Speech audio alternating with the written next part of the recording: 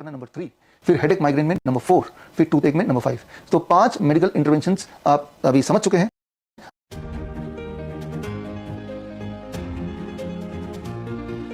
Eight, seven, six, five, four, three, two, one.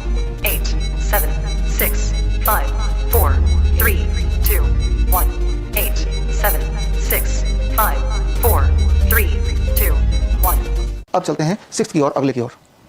Scissor, epilepsy. Seizure है, epilepsy है, fits पड़ना है, convulsion है, तो इसके कई सारे नाम हो सकते हैं, राइट। दौरा पड़ना कोई बोलेगा, वो भी एक नाम हो सकता है। आप वीडियो में अभी देख रहे हैं कि फिट्स पड़ते वक्त एक इंसान के साथ क्या बीतती है, उसका फिजिकल मूवमेंट किस तरह के होते हैं। तो ऐसे में क्या नहीं करना है वो जानना जरूरी है। पहली बात तो उस इंसान को पकड़ने की कोशिश नहीं करनी है, उस इंसान के मूवमेंट को रिस्ट्रिक्ट करने की जरूरत नहीं है। कई लोग ऐसे करते हैं कि उनके हाथ और पैर दबा लेते हैं, उनको दबोच लेते हैं कि वो हिल ना पाए। ऐसे में वो जो फिट्स है वो फेटल हो सकता है, वो और ज़्यादा देर तक चल सकता है। इसीलिए क्या नहीं करना है, आपको उनके मूवमेंट को रिस्ट्रिक्ट करने की कोशिश नहीं करनी है। दूसरा, कुछ लोग उनके मुंह जबरदस्ती खोल के कुछ ना कुछ चम्मच या पेन घुसाने की कोशिश करते हैं, इस सोच से कि कहीं ऐसा ना हो कि वो अपनी जीभ को काट ले।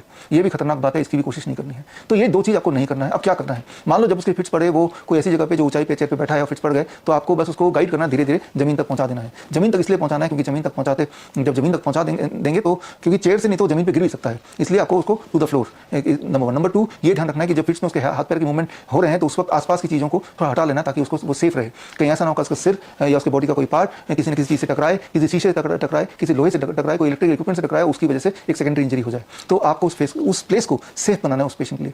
और इसके अलावा तीसरी बात, आपको पैनिक बिल्कुल नहीं करना। ये बड़ा भयानक लगता है दिखने में, सीजर फिट्स। ऐसा लगता है कि इंसान के साथ जैसे कोई करंट लग गया हो, लेकिन मैं आपको ये बताना चाहता हूँ कि उतना भयानक होता नहीं है। कुछ सेकंड में रिजॉल्व हो जाता है, पेशेंट नॉर्मल हो जाता है, कुछ नहीं करेंगे तब भी, राइट। लेकिन इसीलिए आपको पैनिक नहीं होना है। और पैनिक जो लोग होते हैं, कुछ लोग पानी पिलाने की कोशिश करते हैं, मुंह में कुछ डालने की कोशिश करते हैं, तो यानी कि उस पेशेंट को, उस इंसान को छूना नहीं है, उसको सिर्फ कंफर्ट देना है, उसको सामान को हटा लेना है और वो गिरे ना, इसका बंदोबस्त करना है। कोई हार्मफुल चीज़ उसके आसपास, चाकू वगैरह ये सब चीज़ें उसके आसपास ना हो, इसका ध्यान रखना है। तो ये तो हो गया, क्या क्या ध्यान रखना है। अब ये कि ऑनगोइंग सीजर जब चल रहा है, उसको उसी वक्त वहीं पे होल्ड कैसे करना है, उसको वहीं पे रोक कैसे देना है, उसके लिए फिर वही काम आएगा आपको 2 सेकंड ऑयल। 2 सेकंड ऑयल हो सके तो अपने हाथ से, क्योंकि वो तो मूवमेंट कर रहा है, तो उसको ऐसे सुहाएंगे तो उसके ऊपर ही गिर जाएगा ये ऑयल। तो अपने हाथ से सिर्फ ऐसे लेके, जितना हाथ में आया उसके नाक के यहाँ इतना आप मल देंगे, थोड़ा सा लगा देंगे।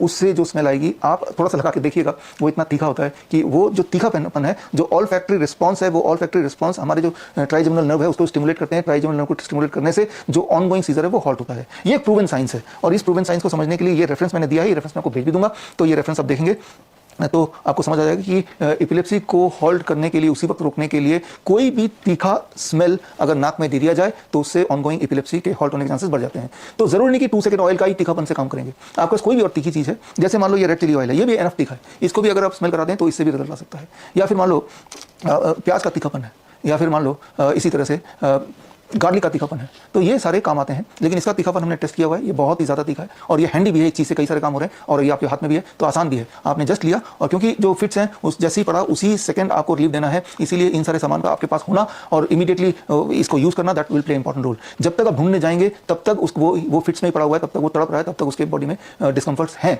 तो इसीलिए prompt response very very important है। प्रॉम्प्ट रिस्पॉन्स के लिए सारा सामान आपके एक्सेस में हो, आपके हाथ में हो, आप फेमिलियर हो, ये बड़ा जरूरी है। इसीलिए मैं बोलता हूँ कि ये जो छोटी छोटी चीज़ें हैं जो दिखने में बड़ा ही सिंपल लगते हैं, लेकिन इसको आपको एक जगह इकट्ठा करना पड़ेगा। अब फिट्स कुछ एक सेकंड में, कुछ एक मिनट में इंसान को रिलीफ मिल जाता है, 1 मिनट 2 मिनट के अंदर मोस्टली। तो रिलीफ जब फिट्स से वो रिकवर कर लेता है, अपने आप ही रिकवर कर लेता है, और जो मैंने अभी तक बताया, इससे रिकवरी की स्पीड होपफुली बढ़ जाएगी।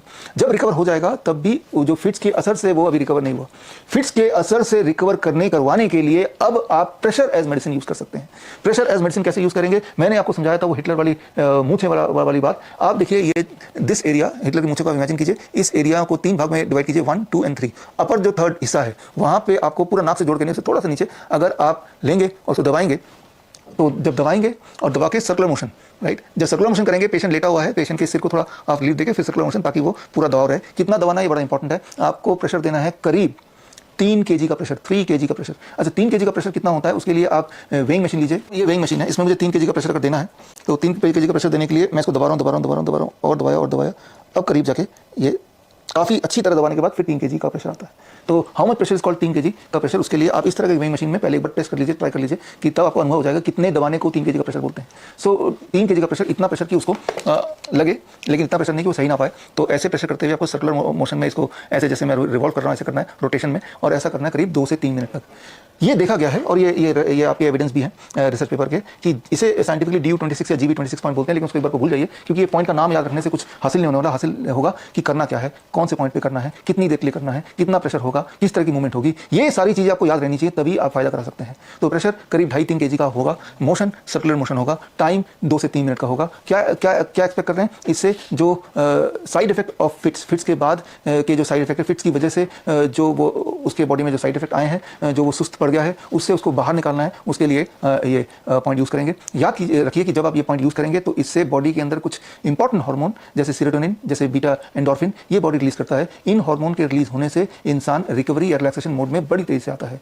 तो इन हार्मोन को के रिलीज के लिए एक इंपॉर्टेंट पॉइंट है जिसे आप हिटलर की मूंछों से इमेजिन करके रिलेट कर सकते हैं। इमेजिन करके ये देख सकते हैं कि हिटलर को फिट्स पड़ गया तो पहले तो आपने उसको 2 सेकंड ऑयल सुंघाया, फिर वो फिट्स उसका हॉल्ट हो गया, उसके बाद उसके सिर को अपने लैप में रख के एक हाथ से सिर पकड़ा और दूसरे हाथ से अपने टेप को जोर से दबाया भी इस वाले पार्ट को, और उसको रोटेट भी किया और 2 से 3 मिनट ले किया।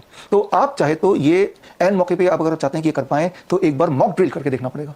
You should do a mock drill with a friend somebody, और वो जिससे आप फेमिलियर हो जाएं कि कैसे करना है, कितनी देर के करना है, क्योंकि है तो बड़ी सिंपल चीज़ है लेकिन जब तक अपने हाथ से 1-2 बार नहीं कर लेंगे तब तक वो सिंपल होते हुए भी एंड मौके पे जब इसकी सबसे ज़्यादा जरूरत है आप हिचकेंगे, बिकॉज अब आप पेशेंट पे कर रहे हैं, एक ट्रॉमेटिक पेशेंट पे कर रहे हैं, खासतौर पे एक ऐसे पेशेंट पे जिसको अपनी आंखों के सामने आपने फिट्स पड़ते हुए देखा। उस वक्त आपका जो मेंटल स्टेट है वो बड़ा स्ट्रांग होना चाहिए। Mental state strong and confident तभी हो सकता है जब आपने थोड़ी बहुत प्रैक्टिस पहले कर रखी है तो बड़ा सिंपल, इसीलिए मैं आपको समझा रहा हूँ। याद रखिए ये सिंपल से सिंपल चीज़ें ही अक्सर अमेजिंग रिजल्ट ला सकते हैं, जिसके लिए बहुत बड़ी मशीन की, बहुत बड़े खर्चे की जरूरत नहीं है, सिर्फ नॉलेज की जरूरत है। ये सब आपको याद रहना चाहिए। इसके लिए आपको खुद के नोट्स बनाने, मैंने अपने नोट्स बनाए हैं इस तरह का। मैंने ये पॉइंट जो इंपॉर्टेंट है ऐसे पिक्चर बनाई। ये पिक्चर्स मैंने तो बना लिया, मैं आपको व्हाट्सएप से भेज सकता हूँ। स्क्रीन पे दिए हुए लिंक में जो नंबर है व्हाट्सएप नंबर, उससे आप जुड़ जाइए मेरे साथ, तो मैं आपको ये भेज दूंगा फोटो खींच के, ताकि आप इसका प्रिंट आउट निकाल के अपने साथ रखें, प्रैक्टिस के लिए काम आएगा। तो अभी हमने जो डिस्कस किया, this is to halt the ongoing epilepsy, ongoing fits, और उसके बाद फिट्स के साइड इफेक्ट से रिकवर करने के लिए using a special point for 2-3 minutes. तो देखिए कि 2-3 मिनट के अंदर आप पेशेंट को रिलीफ दे सकते हैं, ग्रेट अमाउंट रिलीफ दे सकते हैं। अब जरा सोचिए, in the absence of this knowledge, अब अगर किसी को फिट्स पड़ जाता आपकी आंखों के सामने, तो आप क्या करते? या कोई क्या करेगा? वो घबरा जाएगा, वो एम्बुलेंस बुलाएगा, डॉक्टर बुलाएगा, ले जाएगा हॉस्पिटल। होना क्या है, उस पेशेंट का MRI होगा, उसका ब्रेन स्कैन होगा, और उस पेशेंट जो कि पहले ही नाजुक हालत में है, पहले ही एक तरह का ट्रॉमा में है, उसका बेमतलब के एक लंबा चौड़ा बिल बना के पूरा दिन खराब कर देंगे। और खराब कर ही नहीं देंगे, याद रखिए कि इस तरह के जो स्कैन्स होते हैं उसके अपने साइड इफेक्ट होते हैं, जबकि उससे किसी भी तरह से पेशेंट को कोई बेनिफिट होगा ऐसा कोई एविडेंस है नहीं। तो सिंपल ये करना है, पेशेंट रिलीफ हो गया तो पेशेंट और पेशेंट के फैमिली मेंबर को थोड़ा सिखा देना है कि आइंदा से कुछ अगर ऐसा दोबारा हो जाए तो उनको क्या करना है। एपिलेप्सी और सीजर्स में 2 सेकंड ऑयल या कोई भी तीखी चीज़ किस तरह से काम करती हैं, तो ये रिसर्च पेपर्स शेयर करते हैं आपसे कि in a landmark report Efron described that olfactory stimulation was able to prevent the occurrence of seizures in a patient with epilepsy. The use of certain essential oils and plant oils can reduce the seizure occurrence or its severity. In India and Eastern countries, it is described since ancient times. The exotic seizure control using the shoe smell as first aid technique, for example, in an emergency situation in the street to block seizures. Epilepsy के दौरान जो acupoints हैं उसके against जो research paper share किया गया था, उसकी अगर हम स्टडी करें तो उसके की पॉइंट्स क्या हैं। ये जो एक्यूप्रेशर स्टडी था, इट वॉज, इसमें 15 trials with 1590 patients were included. Conditions जिन पे टेस्ट किया गया on this acupressure point were shock, epilepsy, vascular dementia, febrile seizures in children. इसके जो कंक्लूजन्स थे, जो रिजल्ट थे, वो कहते हैं कि GV26 has been mostly used in clinical practice for acute neurological conditions that involve coma, convulsions or seizures, acute symptoms such as acute low back strain and sometimes diabetes. Potential mechanisms which have been supported by animal studies suggest that GV26 could potentially increase blood pressure, decrease heart rate, control urine production rate and accelerate the time to waken. These may be based on stimulation of the infraorbital branch of the trigeminal nerve and enhance the excitability of adrenergic receptors, thus activate depressor reflexes and affect BP and trigger urine reaction. Stimulation of GV26 can activate the glucose metabolism in the frontal lobe and thalamus for both sides of the brain, as well as the temporal lobe and putamen on the healthy side of the brain, thus potentially help improving vascular dementia. 8, 7, 6, 5, 4, 3, 2, 1. 8, 7, 6, 5, 4, 3, 2, 1. 8, 7, 6, 5, 4, 3, 2, 1. 8, 7, 6, 5, 4, 3, 2, 1. अभी हम बात करेंगे heart attack का। Heart attack day by day बहुत ही common होता जा रहा है, खासतौर पे वैक्सीन लेने के बाद। आज से 4 साल पहले हालांकि मैंने आपको बता दिया था कि ये वैक्सीन जो कोविड वैक्सीन है ये बिल्कुल मत लगाइए, इससे आपके हार्ट अटैक होने के चांसेस बढ़ जाएंगे। यानी कि इस वक्त जिन लोगों ने कोविड वैक्सीन लगाया, जो कि ज़्यादातर लोगों ने लगाया है, उनके बॉडी में वो पॉइजन दौड़ रहा है जो कभी भी खून को क्लॉट करा सकता है। और क्लॉट करने से एक हाइपॉक्सिक कंडीशन बनती है बॉडी के अंदर, हार्ट के सेल्स के अंदर। हाइपॉक्सिक कंडीशन बनते ही पेन शुरू हो जाता है और पेन शुरू हो जाता है, हार्ट के सेल मरने लगते हैं एंड उसकी वजह से heart attack can lead to death. Heart attack के सिम्टम्स जैसे मैंने बोला, पेन, आपके हार्ट के आसपास के एरिया में बहुत पेन होगा, चेस्ट पेन होगा, या बहुत प्रेशर का फीलिंग होगा, बहुत ज़्यादा जकड़न लगेगी, या फिर बॉडी का पेन रेडिएट होगा towards the left hand, mostly towards the back and sometime towards the right also. और इसके अलावा लाइट हेडेडनेस होना या फेंट हो जाना, चक्कर आना, उल्टी आना या बहुत पसीने आना, ये सारे सिम्टम भी साथ में जुड़ जाते हैं। तो ऐसे में क्या करना है कि जैसे मैंने बताया कि अब ये बहुत कॉमन होते जा रहा है, ऐसे में 3 सिंपल स्टेप्स जो आप कर सकते हैं किसी विक्टिम के लिए, या भगवान न करे आपके साथ ऐसा हो जाए तो अपने लिए भी कर सकते हैं। पहला step, the posture as medicine या प्रेशर एज मेडिसिन बोल सकते हैं। फर्स्ट स्टेप, जैसे ही पहला सिम्टम आता है, ऐसा आता है, तो अपने पोस्चर को आपको बदलना है। It is called heart safe posture. मान लीजिए if I am the victim, तो मैं क्या करूंगा, नीचे बैठ जाऊंगा। जैसे अभी नीचे बैठ गया और बैठने के बाद कोई ऐसे दीवार का सहारा ले लिया, और ये मेरा एक हार्ट है और आपको ये पता होना चाहिए, ये जो काफ मसले से बोलते हैं सेकंड हार्ट, और दोनों हार्ट को जितना हो सके मैं प्रेशर करके आपस में जोड़ रहा हूँ, राइट। ऐसे करके मैं बैठ गया। इस पोस्चर में ये जो सेकंड हार्ट है और ये जो हमारा प्राइमरी हार्ट है, दोनों का distance is very very close. तो इस पोस्चर में जो हार्ट है वो मोस्ट सेफ पोजीशन पे आ जाता है। तो ये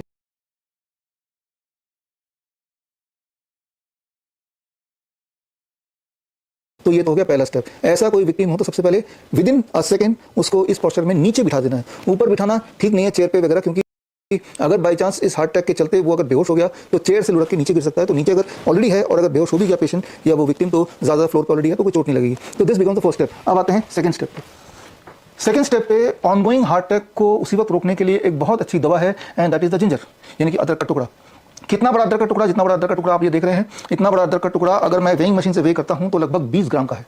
तो 20 ग्राम का अदरक का टुकड़ा, इसके अंदर 20 ग्राम के अंदर जितना जिंजरोल, द एक्टिव जो इसमें कंपोनेंट है, एक्टिव एजेंट जो है, जो दवा के रूप में काम कर सकती है, इसके अंदर होती है वो जिंजरोल। तो जिंजरोल जितने मात्रा में चाहिए उतने मात्रा में बॉडी के अंदर पहुंचाने के लिए 20 ग्राम के करीब का अदरक छीलने की आवश्यकता नहीं है। वो तो एक इमरजेंसी सिचुएशन है, उसके मुंह में डालना है और वो होश में अगर है तभी आप डालें, और उसको सिर्फ ये बोलना है कि चबाना है। चबा के उसका जो जूस है उसको निगलने की जरूरत नहीं है। जूस टंग से नीचे सबलिंगुअली वो अपने आप ही बॉडी में फर्स्ट मेटाबॉलिज्म को बाईपास करके, लीवर को बाईपास करके सीधे ब्लड स्ट्रीम में जाएगा, ताकि वो इमीडिएट इफेक्ट आए। इफेक्ट क्या है ये, जो अब अगर आप रिसर्च पेपर पढ़ेंगे तो आप पाएंगे कि जिंजरोल का एक बहुत अच्छा इफेक्ट है कि नाइट्रिक ऑक्साइड, जो कि हमारे ब्लड वेसल में ही बनती है, उसका इंपॉर्टेंट रोल है आपके बॉडी, अपने हेल्थ में। नाइट्रिक ऑक्साइड ऐसे मेडिकल कंडीशन में फ्री रेडिकल के साथ वो रिएक्ट करता है, एक हार्मफुल स्पीसीज बनाता है, जिससे heart attack can convert into death. तो उस चीज को इनहिबिट करने का काम करती है जिंजरोल, जो कि एक लाइव जिंजर में आपको आराम से मिल जाता है। तो ये तो हो गया सेकंड स्टेप। लेकिन एक सिचुएशन ये आ सकती है जब वो पेशेंट बेहोश ही हो गया है, वो कॉन्शियस नहीं है तो वो चबा नहीं सकता है। तो ऐसे में ऑल्टरनेट क्या हो सकता है, ऑल्टरनेट हो सकता है रेड चिली ऑयल।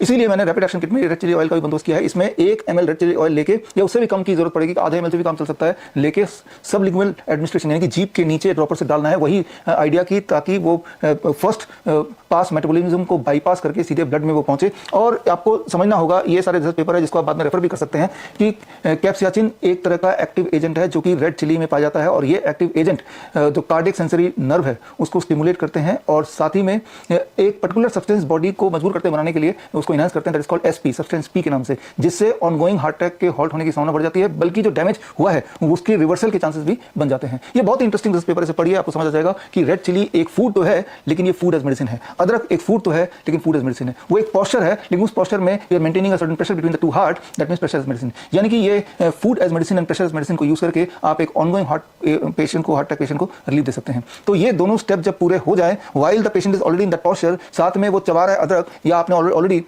जीभ के नीचे आपने 1 या 2 बूंद आपने रेड चिली ऑयल डाली दिया है, अगर वो बेहोश है। अब आता है अगला step, that is the third step. Third step है एक्यूप्रेशर के पॉइंट्स।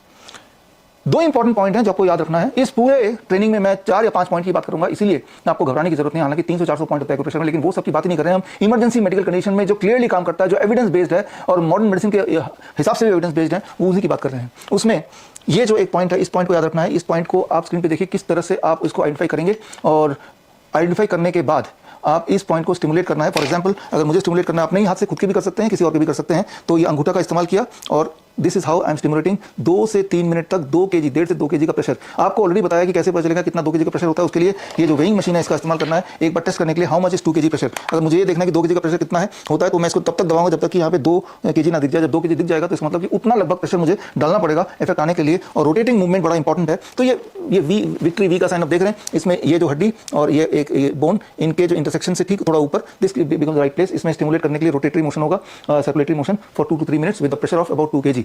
तो ये बारी बारी से दोनों हाथ में करना है। और ये दोनों हाथ में करने के बाद आपको एक और पॉइंट को दबाना। पहले तो ये जो पॉइंट है इसे P6 पॉइंट बोलते हैं, लेकिन आप इसे रिस्ट बैंड से याद रखिए, रिस्ट बैंड, क्योंकि अल्टीमेटली आपको एक रिस्ट बैंड बनाना है। रिस्ट बैंड बनाने से पहले the first step is you to identify that point. वो पॉइंट कैसे आइडेंटिफाई करेंगे? Very simple. आप मुझे देखिए, ये पहले तो मुट्ठी आपको समझाने के लिए मुट्ठी मैंने कर लिया, तो 2 टेंडन आप दिख रहे हैं, 2 टेंडन क्लियरली दिख रहा है। तो आपको इस तरह से जहाँ पे ये पॉइंट आप दिख रहे हैं राइट, वहाँ पे दोनों टेंडन के बीच वाला जो पॉइंट है उस पॉइंट को आप P6 बोल सकते हैं। और उस पॉइंट को स्टिमुलेट करना है 1.5 से 2 kg के प्रेशर पे रोटेटिंग मूवमेंट में 2 से 3 मिनट एक हाथ में, फिर 2 से 3 मिनट एक हाथ में।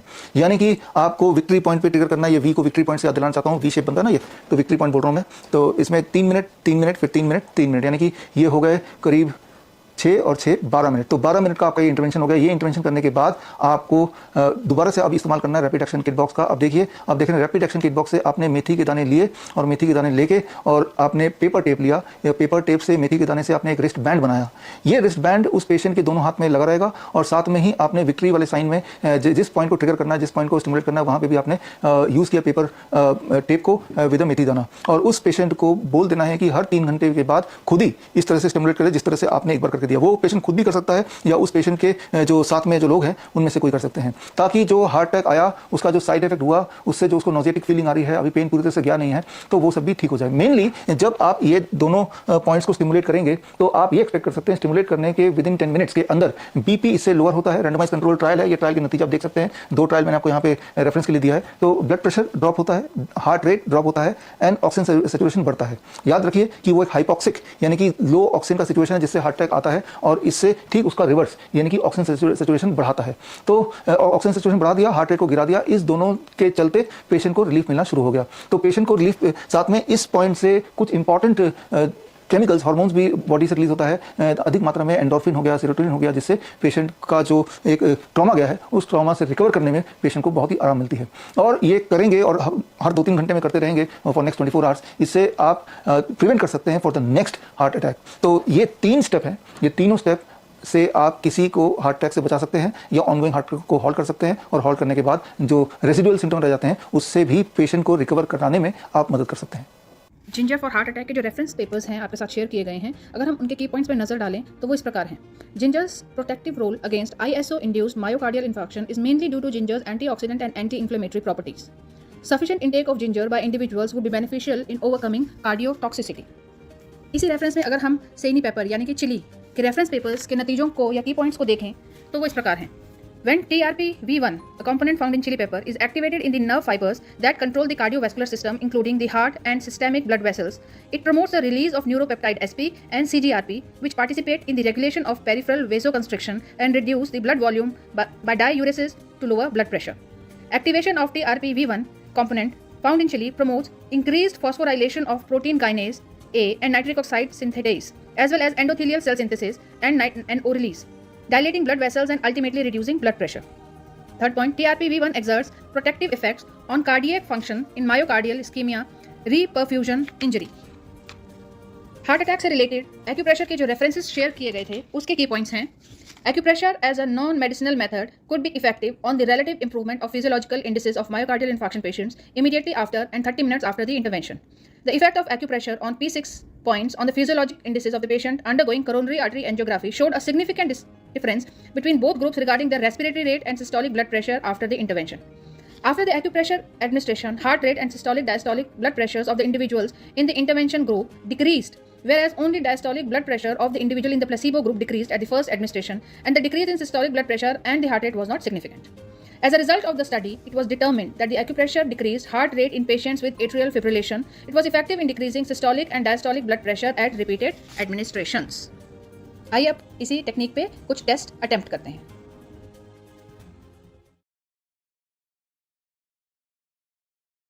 8, 7, 6, 5, 4, 5, 4, 3, 2, 1, 8, 7, 6, 5, 4, 3, 2, 1, 8, 7, 6, 5, 4, 3, 2, 1. अब बात कर लेते हैं ब्रेन स्ट्रोक की। ब्रेन स्ट्रोक के सिम्टम्स पहले तो पहचानेंगे कैसे कि ब्रेन स्ट्रोक है। बहुत ही आसान है कि अगर एक साइड बॉडी का वीक होने लगे, फेस से लेके पैरों से लेके हाथों से लेके अगर वीक होने लगे, पैरालाइज की तरह दिखने लगे, नंबर 1। नंबर 2, वो बोल रहा है तो ठीक से बोल नहीं पा रहा है। नंबर 3, उसका दिखना भी ठीक से नहीं हो पा रहा है, वो धुंधला दिख रहा है और वीकनेस आ रही है और वो एक तरफ की कमजोरी की वजह से गिर जा रहा है, चक्कर आ रहे हैं। ये सारे सिम्टम्स हैं जिससे आपको अनुमान हो जाएगा कि ये ब्रेन स्ट्रोक हो चुका है।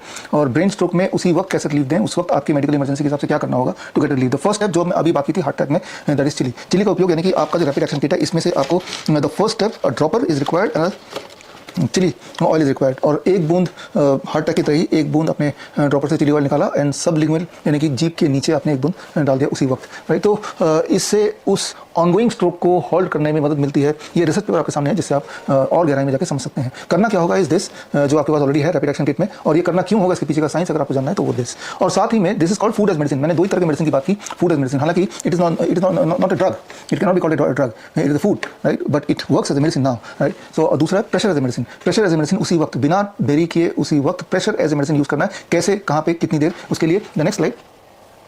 अब आप ये दोनों के दोनों पॉइंट से फेमिलियर हैं। एक तो ये हिटलर पॉइंट बोल सकते हैं, हिटलर के मूछे वाले पॉइंट, और एक है विक्ट्री पॉइंट, राइट। ये दोनों पॉइंट को सिमल्टेनियसली अगर दो लोग हैं तो सिमल्टेनियसली इसको स्टिमुलेट करेंगे। सिमल्टेनियसली स्टिमुलेट करने से जल्दी से इफेक्ट आ सकता है। स्टिमुलेट करने के लिए और करने के बाद आपको करने के लिए तो आपको सिर्फ अपने फिंगर्स की जरूरत पड़ेगी दबाने की, स्टिमुलेट करने के लिए। वही जो मैंने अभी आपको सिखाया ऑलरेडी, आपको पिछले इंटरवेंशन से पता है कि स्टिमुलेट करने के लिए आपको कितने केजी का वेट, 2 केजी का वेट का भार होना चाहिए थंब में, और स्टिमुलेट करने का टोटल टाइम 2 से 3 मिनट का एक पॉइंट पे, और यहाँ के लिए 3 केजी का भार, stimulating time about 2 to 3 minutes. और इस तरह से दोनों हाथ में और अपना दिस पॉइंट, हिटलर पॉइंट जो हमने नाम दिया है, इसको करना है। इससे आप उम्मीद कर सकते हैं कि जो डैमेज है वो वहीं हॉल्ट हो जाए। एक बात समझना होगा, जब इस तरह से आप प्रेशर डालते हैं, अगर आप रिसर्च पेपर को पढ़ेंगे तो आप समझेंगे ये क्या करता है। The moment you stimulate like this, it enhances the production of angiogenetic factor VEGF and it reduces और it inhibits the production of anti angiogenic factor like एंजियोस्टैटिन।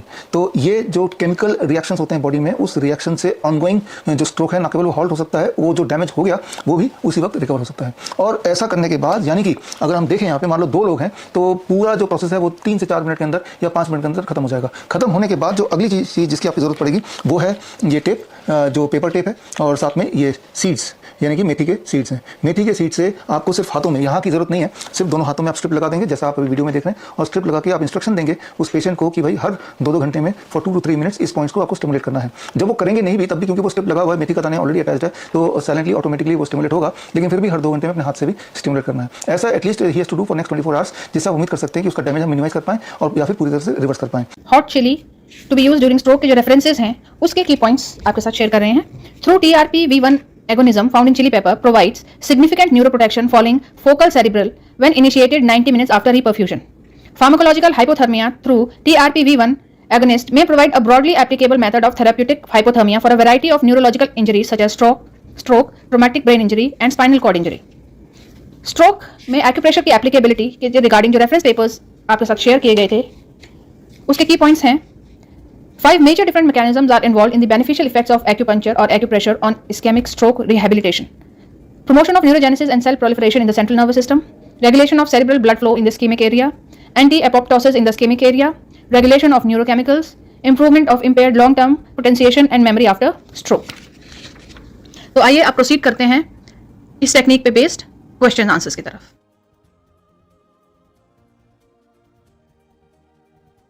Eight, 7, 6, 5, 4, 3, 2, 1, 8, 7, 6, 5, 4, 3, 2, 1, 8, 7, 6, 5, 4, 3, 2, 1, 8, 7, 6, 5, 4, 3, 2, 1. अब स्ट्रोक के बाद एक और मेडिकल कंडीशन जो कि इक्वली डरावना या उससे भी ज़्यादा डरावना, that is called cardiac arrest. Cardiac arrest is different from heart attack, ये हमें समझना होगा। कार्डियक अरेस्ट क्या है, इसको बहुत अच्छे से समझने के लिए किताब है द लास्ट 4 मिनट्स। इस किताब को आप पढ़ सकते हैं। लास्ट 4 मिनट्स का मतलब मरने के बाद के 4 मिनट्स। कार्डियक अरेस्ट का मतलब मरना होता है टेम्पररी डेथ, यानी कि टेम्पररी डेथ। कैसे ये डायग्नोस होता है कि इंसान मर चुका है, उसके लिए सिंपल 2 स्टेप याद रखिए। Simple 2 step. पहला, नो पल्स। अगर कोई पल्स नहीं आ रहा, जो कि आप 3-4 सेकंड में आप नाप सकते हैं, आप फील कर सकते हैं, नो ब्रेथ, सांसें नहीं आ रही। अगर no pulse no breath means the person is dead. लेकिन जब इंसान मर जाता है तो पहले 4 मिनट में उसको डेड बॉडी ना बोल के उसे बोलते हैं टेम्पररी डेथ, या उसे बोलते हैं कार्डियक अरेस्ट में चला गया। क्योंकि पहले 4 मिनट में आप वो इंसान सांस भी नहीं ले रहा, पल्स भी नहीं आ रही, बीपी भी 0 हो गया, इसका मतलब वो डेड ही हो गया, लेकिन उस बॉडी बॉडी के अंदर इतने सारे न्यूट्रिएंट हैं, ऑक्सीजन इतना सारा ऑलरेडी रिजर्व है कि 4 मिनट में बिना किसी ऑक्सीजन के भी वो जिंदा रह सकता है। यानी कि आपके पास लेटे कि वो 4 मिनट है या यूं बोले 4 से 10 मिनट का टाइम है। 4 मिनट के अंदर अगर आपने रिवाइव करना शुरू कर दिया तो प्रॉब्ली विदाउट एनी डैमेज आप इंसान को जिंदा कर सकते हैं। सोचिए वो क्लिनिकली डेड है, उसको जिंदा कर सकते हैं और 4 से 10 मिनट से अधिक टाइम लग गया या 10 मिनट तक टाइम लग, 10 मिनट के बाद तो जिंदा हो नहीं सकता। 10 मिनट के 4 से 10 मिनट के बीच में अगर कहीं आपने इंटरवेंशन शुरू कर दिया तो विद सम डैमेज वो फिर भी जिंदा होने के चांसेस हैं। तो यहाँ पे आपको क्या करना है, यहाँ पे भी आपको यूज करना है pressure as medicine, that is the most powerful medicine, because यहाँ पे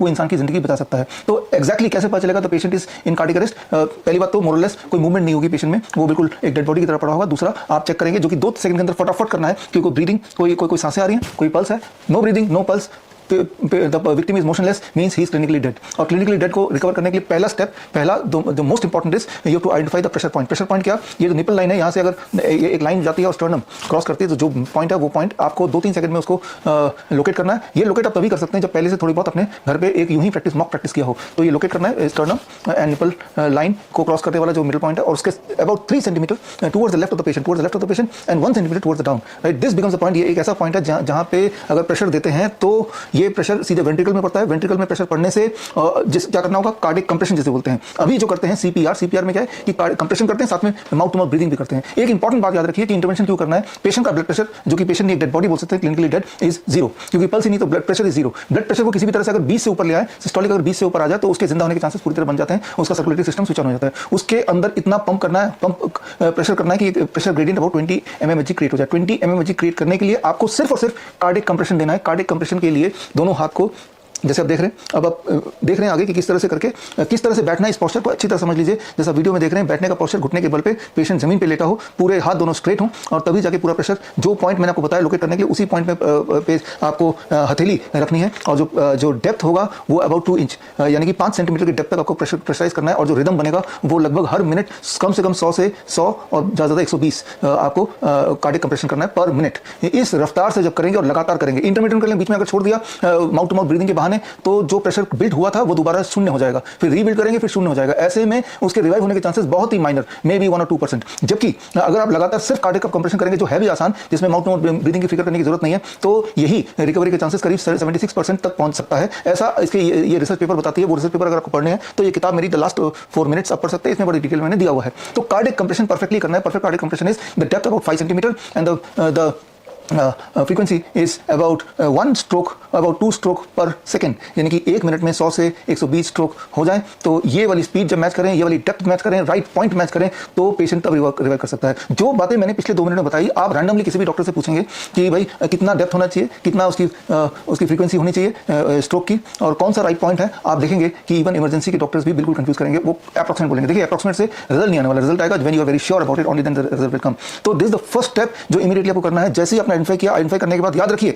कि उसकी बॉडी में जो अमाउंट ऑफ ऑक्सीजन रहेगा वो 4 मिनट के अंदर खत्म हो जाना है। उसके बाद उसका बॉडी के एक ऑर्गन करके शट होते जाएंगे जैसे जैसे ऑक्सीजन खत्म होता जाएगा। यानी कि पहले 4 मिनट के अंदर ही आपको उससे पहले ही ये शुरू कर देना है। तो ये वीडियो जो आप देख रहे हैं, इस वीडियो को मैनिकन पे आप देख रहे हैं, इसको बार बार देखिए। हो सके तो कोई मैनिकन अगर आपके आसपास है उस पर प्रैक्टिस कीजिए। जिंदा इंसान पे प्रैक्टिस मत कीजिए, क्योंकि जिंदा इंसान के चेस्ट में ऑलरेडी हमारा ब्लड प्रेशर मान लो 120/80 है, तो ऑलरेडी प्रेशर है। इस प्रेशर में आप करेंगे तो आप हार्ट को डैमेज करेंगे। लेकिन जो डेड बॉडी है उसका प्रेशर 0 है, तो उसमें करेंगे तो धीरे धीरे प्रेशर बिल्ड होगा। जैसे जैसे प्रेशर बिल्ड होगा वैसे वैसे आपको कार्डिक कंप्रेशन करना धीरे धीरे मुश्किल होता जाएगा, आपको एहसास होता जाएगा। एक बात याद रखिए कि एक इंसान चाहे वो कितना ही पहलवान क्यों ना हो, वो कार्डिक कंप्रेशन 2 मिनट से अधिक नहीं कर सकता। जब अगर इसी स्पीड जो मैंने आपको बताया, इसी डेप्थ जो मैंने बताया, करेक्ट लोकेशन बताया, वो सब कुछ मेंटेन करना है, तो मैक्सिमम जो आप स्टेमिना होने के बावजूद भी 2 मिनट कर सकते हैं। यानी कि 2 मिनट के बाद आप थक जाने वाले हैं, तो उसके बाद आप जो करेंगे वो बहुत इफेक्टिव नहीं भी होगा। इसीलिए आपको रिलीफ देने के लिए एक और आदमी तब तक तैयार रहे, 2 लोग नॉर्मली, और फिर वो 2 मिनट के करेगा, फिर उसको रिलीफ देंगे इमीडिएटली बिना ब्रेक के। जैसे हाथ हटा, आपने अपना हाथ वहीं लगाया, फटाफट आपने करना शुरू कर दिया। इस तरह से जब कोऑर्डिनेशन से करेंगे, कभी कभी 20 मिनट तक भी करना पड़ता है to revive the patient, the clinically dead person. 20 minute के बाद भी अगर रिवाइव ना हो पाए तो यानी कि किस्मत खराब है। अब जितना करने की कोशिश की उतना ही सफिशिएंट है, वो रिकवर नहीं करने वाला है। तो वो जो 20 मिनट है that is very very crucial. लेकिन 20 मिनट में एक अकेला इंसान होगा तो वो नहीं कर पाएगा, कम से कम 2 लोग होने चाहिए, 2 लोग जो परफेक्टली कर पाए तब। यानी कि इसकी प्रैक्टिस की बड़ी आवश्यकता है। प्रैक्टिस के लिए हमने अपने हॉस्पिटल्स में इवन नए डॉक्टर्स के लिए भी और जो पुराने उनके लिए भी कार्डिक कंप्रेशन बॉक्स बनाया हुआ है, ताकि टाइम टू टाइम वो प्रैक्टिस करें। जब प्रैक्टिस टाइम टू टाइम करेंगे तभी अगर कभी ऐसा हादसा आ गया तो ही आप ढंग से कर पाएंगे। आप किसी भी रैंडमली टीवी में कई बार दिखाते हैं कि इंसान को कार्डियक अरेस्ट में आ गया और लोग वीडियो शूट कर रहे हैं, और वीडियो शूट से आप देख पा रहे हैं कि वो डॉक्टर या वो इमरजेंसी एक्सपर्ट किस तरह से वो रिवाइव कर रहा है। अक्सर आप देखेंगे कि वो इनकरेक्टली रिवाइव कर रहा है, उसके हाथ मुड़े हुए हैं, प्रेशर राइट जगह पे नहीं आ रहा, फ्रीक्वेंसी करेक्ट नहीं है, डेप्थ करेक्ट नहीं है। ऐसे में पेशेंट के रिवाइव होने के चांसेस ब्लीक होते हैं, ना के बराबर होते हैं। तो ये समझना होगा कि ये बहुत ही माइन्यूट चीज़ें हैं, इसको समझ के प्रैक्टिस करना बड़ा उपयोगी है। और साथ में इसके अलावा यही वाला पॉइंट जो हिटलर वाला पॉइंट है, अगर आपका स्पेयर आदमी है, तीसरा आदमी भी वहाँ पे मौजूद है, तो वो स्पेयर पॉइंट को स्टिमुलेट कर सकता है for 2 minutes to 3 minutes, stimulating the spare points for about 2 to 3 minutes. और जैसे हमने पहले वाले इंटरवेंशन में बताया था, तो ये एडेड वैल्यू क्रिएट करेगा, ये एडेड बेनिफिट देगा। याद रखिए कि इस पॉइंट के स्टिमुलेशन से नाइट्रिक ऑक्साइड का प्रोडक्शन बढ़ता है, नाइट्रिक ऑक्साइड की प्रोडक्शन बढ़ने से एक रीवाइटलेशन ऑफ द बॉडी हो जाती है, जिससे इंसान के रिवाइव होने के चांसेस बढ़ जाते हैं। यानी कि आपके बॉडी को जिस तरह की ड्रग की जरूरत है, जिस तरह की केमिकल की जरूरत है, जिस तरह की हार्मोन की जरूरत है, उसी ट्रिगर से आप हार्मोन प्रोड्यूस करने की कोशिश कर रहे हैं। तो ये प्रेशर एज मेडिसिन को यूज करके कार्डियक अरेस्ट के कॉन्टेक्स्ट में ऐसे में आप सिर्फ सिंपल अपने हाथ से ही इंसान को रिवाइव कर सकते हैं, और इसमें इससे बेस्ट कुछ नहीं है। हालांकि इसका एडवांस मॉडल है, दैट इज ये जो डिफिब्रिलेटर है, इसका इस्तेमाल भी करने की जरूरत पड़ सकती है अगर पेशेंट रिवाइव नहीं हो रहा, तो इसका भी एक अलग इंपॉर्टेंस है। लेकिन ये हमारे अभी फिलहाल की ट्रेनिंग में आउट ऑफ सिलेबस है। जगह जगह पे एयरपोर्ट में, रेलवे स्टेशन में अक्सर आपने इस तरह का डब्बा देखा होगा। तो ये डब्बा इसीलिए है कि कोई पेशेंट अगर कार्डियक अरेस्ट में आ जाए तो आपको इमरजेंसी में उस डब्बे, उस शीशे को तोड़ के डब्बा निकाल के जो स्टेप्स मैंने आपको बताया वो स्टेप्स तो करने हैं, और उसके साथ तब तक इस डब्बे को आपको कनेक्ट करना है उस पेशेंट के चेस्ट के साथ, और फिर इससे जो इंस्ट्रक्शन आएगा डिफिब्रिलेटर से, ये ऑटो डिफिब्रिलेटर है, उससे जो इंस्ट्रक्शन आएगा उस इंस्ट्रक्शन को फॉलो करना है। फिलहाल ये इस वाले ट्रेनिंग के आउट ऑफ सिलेबस इसलिए है क्योंकि ये तभी आप कर सकते हैं जब फिजिकली आप हमारे सामने हैं। तो अभी मैंने बात की आपके के साथ कि कार्डियक अरेस्ट अगर हो जाए तो क्या करना है। याद रखिए, cardiac arrest is not heart attack and heart attack is not brain stroke. ये अलग अलग टर्म्स हैं, इसके अलग अलग सिम्टम्स हैं। जैसे मैंने आपको बताया, कार्डियक अरेस्ट के 2 ही इंपॉर्टेंट सिम्टम है, that is no pulse and no breathing, patient is clinically dead. और इसी स्थिति में अगर वो 4 मिनट से 10 मिनट क्रॉस कर गया तो उसको डेड बॉडी घोषित किया जा सकता है या कर दिया जाता है। कार्डियक अरेस्ट के जो साइंटिफिक रेफरेंस हैं फ्रॉम द जर्नल्स, उसके की पॉइंट्स इस प्रकार हैं। The left ventricular outflow tract और एओर्टिक वॉल्व और aortic root was found beneath the center of sternum at the internipple line level in almost half of the patients with cardiac disease, while the left ventricle was present only in 3%. Recommended chest compression depths exceeded the anterior posterior diameter of the blood-filled cardiovascular structures in more than half of the females. A hypothesis generating optimal compression point was found 3.2 cm to the left and 1.6 cm caudal to the center of the sternum at the INL level. इसी में ही acupressure के against the references जो share किए गए थे, उसके की points are: The acupressure decreased heart rates in patients with atrial fibrillation. It was effective in decreasing systolic and diastolic blood pressure at repeated administrations. Decreasing heart rate by affecting autonomic nervous system with acupressure also causes blood pressure of the individual to decrease effectively along with the heart rate. तो आइए अब proceed करते हैं question answers की तरफ। Attempt कीजिए।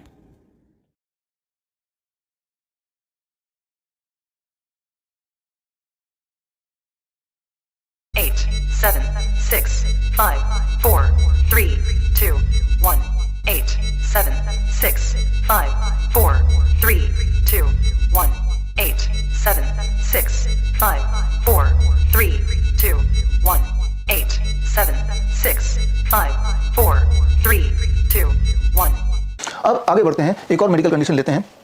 इसे कहते हैं मेडिकली टैकीकार्डिया, या सिंपल भाषा में पल्स रेट अगर आपका 100 से ऊपर हो, पल्स रेट हार्ट रेट एक ही बात है, 100 से ऊपर हो। पल्स रेट 100 से ऊपर कैसे पता चलेगा? बहुत ही सिंपल है। ये रहा आपका पल्स, और यहाँ पे सिंपली आप अपना हाथ, अपना फिंगर लगाएंगे, और अगर ध्यान से आप गिनेंगे तो 1 मिनट में कितनी बार बीट आप महसूस कर पा रहे हैं, तो उसे बोलते हैं पल्स रेट। आप करके देखिएगा, जिन्होंने नहीं किया तो आराम से आ जाएगा, कोई बड़ी बात नहीं है। अगर 1 मिनट में अगर 100 से ज़्यादा या 100 तक पहुँच जाता है तो वो हाई पल्स रेट बोल सकते हैं, जिसको मेडिकल भाषा में टैकीकार्डिया बोलते हैं। टैकीकार्डिया के symptoms similar to heart attack के सिम्टम की तरह ही होते हैं अक्सर, यानी कि tachycardia can lead to heart attack. Heart attack के क्या क्या सिम्टम होते हैं मैंने ऑलरेडी आपको बता दिया है, तो उससे सिमिलर या उसके थोड़ा ही डाउनग्रेडेड सिम्टम टैकीकार्डिया के भी होते हैं। कई बार टैकीकार्डिया में कोई सिम्टम नहीं भी हो सकते हैं, लेकिन ये भी सत्य है कि tachycardia can lead to heart attack, यानी कि जो हाई पल्स रेट है, कभी कभी तेजी से दौड़ेंगे या कोई घबरा जाएगा तब भी पल्स रेट बढ़ सकता है, उसको छोड़ दीजिए। लेकिन नॉर्मल कंडीशन में अगर आपका हार्ट रेट या पल्स रेट एक ही बात है, 100 से ऊपर रहता है, तो यानी कि that can be defined as tachycardia. खास तौर पे अगर सिम्टम्स भी हार्ट अटैक वाले हैं, थोड़े बहुत भी, जैसे वीकनेस आना, चक्कर आना, ब्रेथलेसनेस होना, पसीने छूटना, थोड़ा बहुत दर्द करना चेस्ट एरिया में, तो these are the classic symptom of tachycardia. तो ऐसे में क्या करना है? ऐसे में भी आएगा प्रेशर एज मेडिसिन। मेडिकल भाषा में इसे बोलते हैं मॉडिफाइड वल्सल्वा।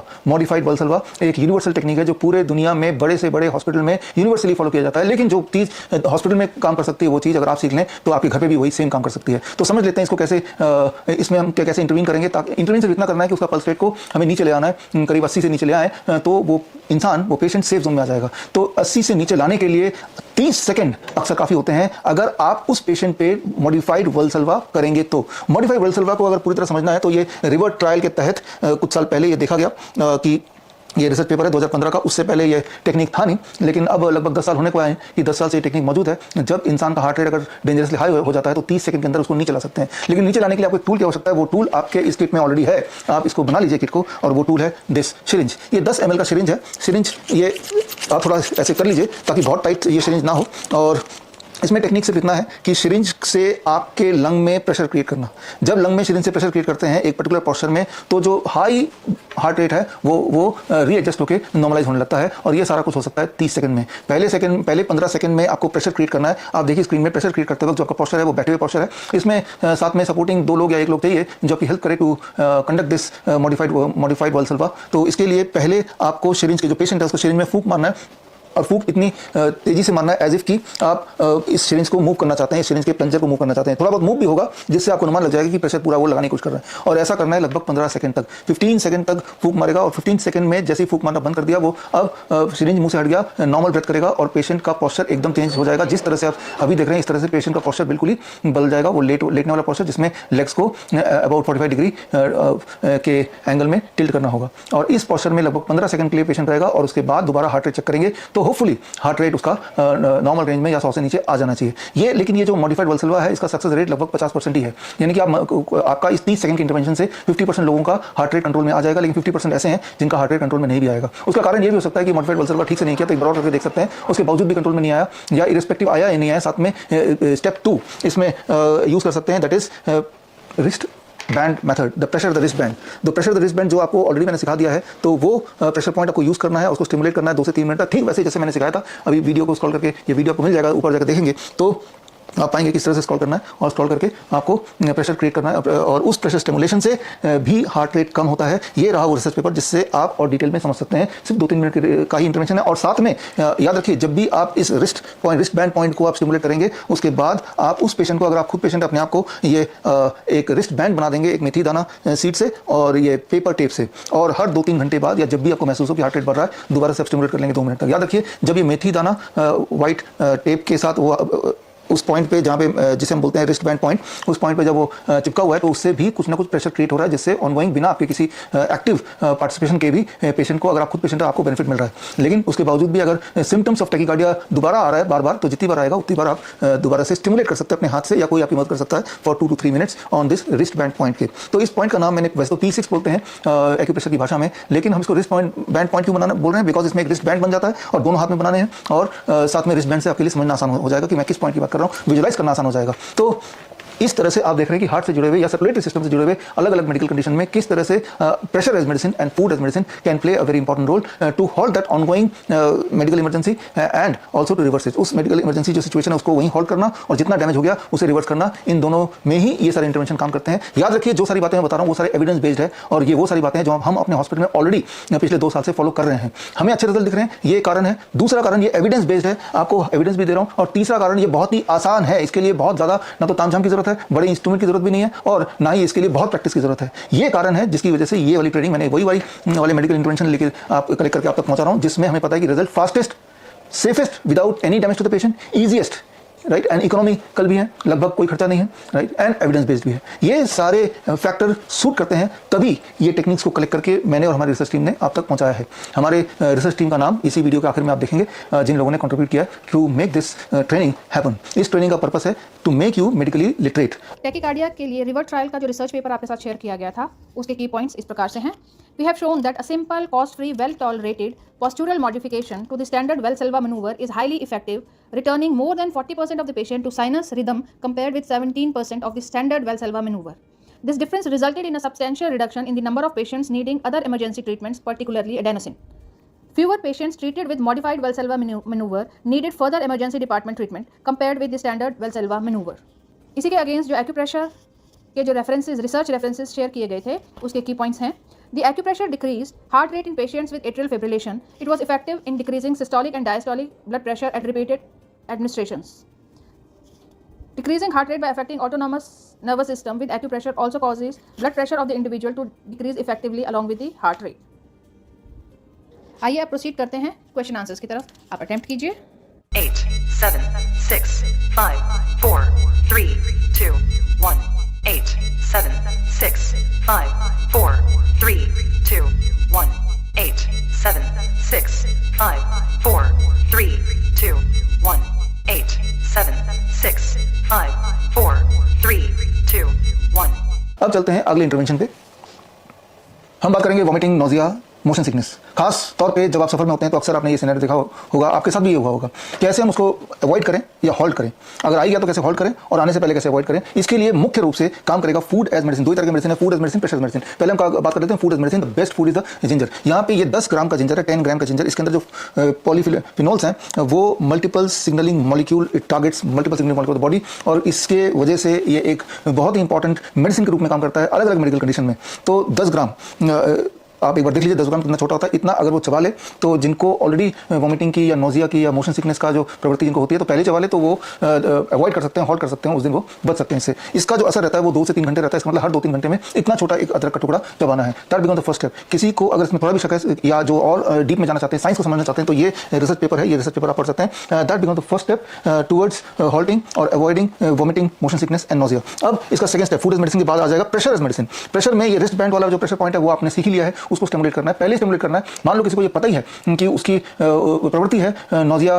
की, उल्टी आने की या चक्कर आने की, मोशन सिकनेस की, कहीं जाने से पहले वो अपने रिस्ट बैंड बना सकते हैं। रिस्ट बैंड बनाने के लिए तो वही आपको पता ही है कि आपको पेपर टेप की जरूरत पड़ेगी। हमारे रैपिड एक्शन किट में ये का पार्ट ही है, और मेथी दाना सीट की जरूरत पड़ेगी। तो सफर शुरू करने से पहले दोनों हाथों में रिस्ट बैंड वो बना सकते हैं। साथ में एक बार 2-2 मिनट के लिए स्टिमुलेट कर दिया अपने हाथ से खुद ही, और एक अदरक का टुकड़ा खा लिया। फिर हर 3 घंटे बाद दोबारा से stimulating the wrist band point for 2 minutes and eating और chewing about 10 grams of ginger. ये जिंजर इतना इंपॉर्टेंट है कि मैंने अपने इस किट में अपने लिए जिंजर के लिए एक छोटा सा मैंने एक बैग बना दिया, जिंजर बैग, और इसी में रख के फिर इसको मैं इस बैग के इस बॉक्स के अंदर रख देता हूँ। और मैं ये भी इंश्योर करने लगा हूं कि हर हफ्ते में एक बार, क्योंकि ये फ्रेश ही लेना होता है, निकाला और दोबारा दूसरा ताज़ा जिंजर से मैंने इसको रिप्लेस कर दिया। इतना थोड़ा केयरफुल होने की आपको आवश्यकता है। आफ्टर ऑल ये एक इंपॉर्टेंट मेडिसिन की तरह काम कर रहा है, वो भी बहुत सारे एक्यूट कंडीशंस में। अब इसी का एक कदम आगे बढ़ते हैं, एब्डोमिनल पेन, पेट का दर्द। पेट के दर्द में यही प्रोटोकॉल आगे बढ़ जाएगा। जिंजर का जो रोल मैंने आपको समझाया वो सेम रहेगा पेट के दर्द में। इवन मेंस्ट्रुअल पेन में भी, पेन आने से पहले या पेन आने के दौरान, चाहे वो पेट का हो चाहे मेंस्ट्रुअल पेन हो, आपको ये 10 ग्राम जिंजर का सेवन करना है, चबा के उसको। That is how you have to consume. That becomes the first step, food as medicine. Vomiting, nausea और मोशन सिकनेस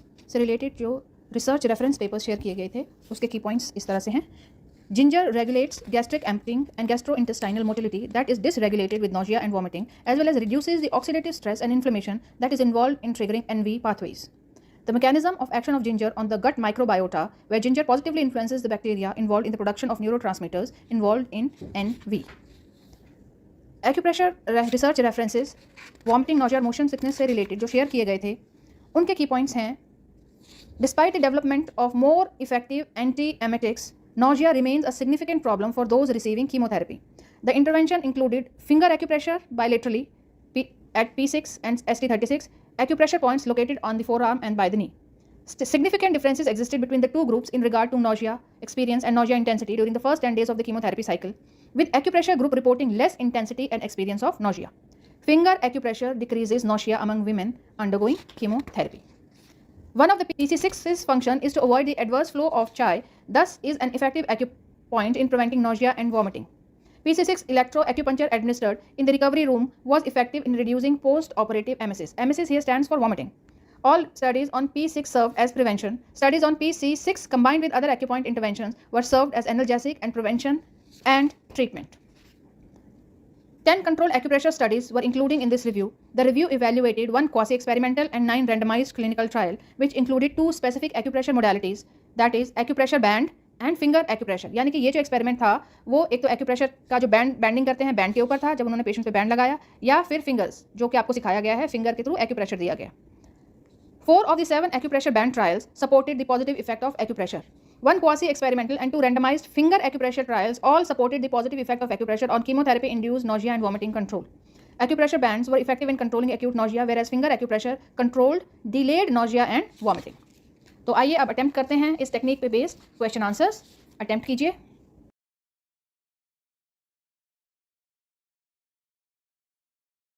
Eight, 7, 6, 5, 4, 3, 2, 1. 8, 7, 6, 5, 4, 3, 2, 1. 8, 7, 6, 5, 4, 3, 2, 1. 8, 7, 6, 5, 4, 3, 2, 1. 8, 7, 6, 5, 4, 3, 2, 1. 8, 7, 6, 5, 4, 3, 2, 1. 8, 7, 6, 5, 4, 3, 2, 1. 8, 7, 6, 5, 4, 3, 2, 1, 8, 7, 6, 5, 4, 3, 2, 1.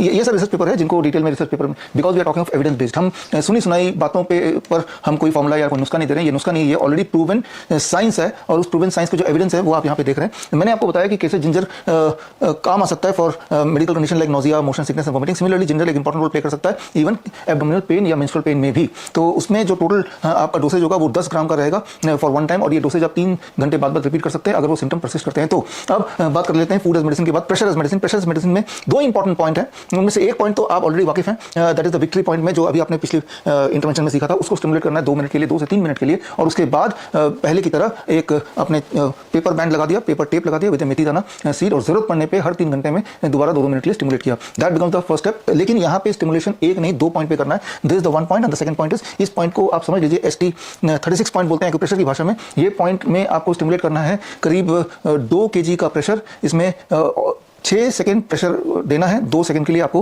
रिलीज करना है, फिर 6 सेकंड प्रेशर देना है, फिर 2 सेकंड रिलीज करना है। ऐसा आपको करना है फॉर 1 लेग, फिर 5 मिनट करने के बाद फॉर सेकंड लेग, फिर दोबारा 5 मिनट पहला लेग, फिर दोबारा सेकंड लेग 5 मिनट, यानी कि टोटल इंटरवेंशन टाइम हो गया अबाउट 20 मिनट फॉर दिस। और ये तो सिर्फ 2 मिनट करना है, यानी कि 25 मिनट बोल सकते हैं पूरा इंटरवेंशन है, जिससे आपको मेंस्ट्रुअल पेन हो, एब्डोमेनल पेन है, इसमें रिलीफ मिल सकता है। एक इंपॉर्टेंट बात है, अगर 20-25 मिनट में रिलीफ मिल रहा है तो सोचिए this can be called as a fastest drugless drug of the world. दुनिया की ऐसी कौन सी दवा है जो इतनी जल्दी, इतनी तेजी से, बिना किसी साइड इफेक्ट के आपको एक पॉजिटिव असर दे सकती है। But that can be felt with these points. जिनको यहाँ पे थोड़ा भी डिटेल में जाना है तो वो डिटेल में जाने के लिए जो रेफरेंस मेडिकल रेफरेंसेज हैं वो ये 2 मेडिकल रेफरेंसेज है। इन दोनों मेडिकल रेफरेंसेज में जाके आप इसको समझ सकते हैं हाउ इट वर्क्स, और ये क्यों काम करता है, कैसे काम करता है, क्यों काम करेगा, ये सारा कुछ आपको समझ आ जाएगा। तो ये ट्रिगर पॉइंट ST36 भी अपने list of trigger points, pressure points में जोड़ लीजिए, और ये ट्रिगर पॉइंट आपको एंड मौके पे याद रहे उसके लिए भी आपको एक फोटो मैं आपको भेजूंगा व्हाट्सएप में, तो उस फोटो को आप रख लीजिएगा, क्योंकि ये बड़ा कंफ्यूजिंग है, कई बार लगता सिंपल है बट एंड मौके पे जब जरूरत पड़ती है देन यू मे कंफ्यूज। तो इसीलिए इनको पेपर में रखे, एक पीस ऑफ पेपर के साथ आपको डब्बे में रखे। और ये डब्बा देखिए कितना छोटा मैंने बनाया, it can come in my pocket, ये जेब में आ गया, राइट। ये कार के डैशबोर्ड में रख दिया, जेब में रख दिया, ऑफिस में रख दिया, घर पे रख दिया। Even you can influence the school कि वो अपने क्लासरूम में या अपने ऑफिस में भी इस तरह के रखे, जिससे सिंपल सेफेस्ट तरीके से, फास्टेस्ट तरीके से इंटरवेंशन दिया जाए, किसी भी मोस्ट कॉमन मेडिकल सिचुएशन में इंसान को रिलीफ दिया जाए। तो खैर पेट का दर्द है, मेंस्ट्रुअल पेन है, ये जो है ना, ये this is very very important point. किसी भी जनरलाइज पेन में भी आप इसको यूज कर सकते हैं, और 2 से 3 मिनट करने के बाद दोनों हाथों में, यानी कि 5-6 मिनट टुगेदर हो गए, तो उसके बाद ही रिलीफ आपको क्लियरली दिख सकता है। That's what we been doing in our hospital. हम अपने हॉस्पिटल्स में ये सारे इंटरवेंशन करते आए हैं, हमें इसके अच्छे रिजल्ट मिले हैं, ये एविडेंस बेस्ड हैं ही, इसीलिए हमने सोचा आप तक पहुंचाया जाए। बिकॉज इसको सीखना मुश्किल नहीं है, आसान है, जितना आपको समझ आया इतने में ही आप थोड़ा सा मॉक ड्रिल जरूर कर लीजिए, किसी एक दोस्त के साथ, किसी एक फ्रेंड के साथ, किसी एक कोलीग के साथ, ताकि क्लियरली आपको आइडिया हो जाए, ताकि एंड मौके पे जब रियल सिचुएशन में आपको एक यूज करना पड़े तो आप कंफ्यूज ना हो। एब्डोमिनल पेन में जिंजर से रिलेटेड रिसर्च रेफरेंसेस के की पॉइंट्स इस प्रकार हैं। Anti inflammatory, antioxidant, anti tumour and anti ulcer effects of ginger have been proven in many scientific studies and some of the ancient application of ginger as a home remedy has been confirmed in human. Daily dosage of 1500 mg ginger is beneficial for nausea relief. Ginger is an important dietary agent which possesses carminative effect, decreases pressure on lower esophageal sphincter, reduces intestinal cramping and prevents dyspepsia, flatulence and bloating. Ginger in a dose of 1 gram per day is effective in pregnancy, nausea and vomiting with no significant side effects. Another research on ginger says functional dyspepsia is a common gastrointestinal disorder with a high occurrence. It is defined as the combination of following 4 specific symptoms: postprandial fullness, early satiety, epigastric pain and epigastric burning. Ginger is one of the most consumed herbs, which is both used as a spice and dietary supplement worldwide. It treats gastrointestinal issues such as indigestion, flatulence, nausea, vomiting and fever. Ginger supplementation reduces symptoms of dyspepsia such as belching, bloating and fullness. Ginger may accelerate gastrointestinal peristalsis and shorten the time it takes for food to move through the digestive tract via modulating 5-hydroxytriatamine receptors. इसी पे ही acupressure के against जो आपके साथ research paper share किए गए थे उसके की पॉइंट्स हैं। Stimulation at acupressure point can activate 3 centre of body control.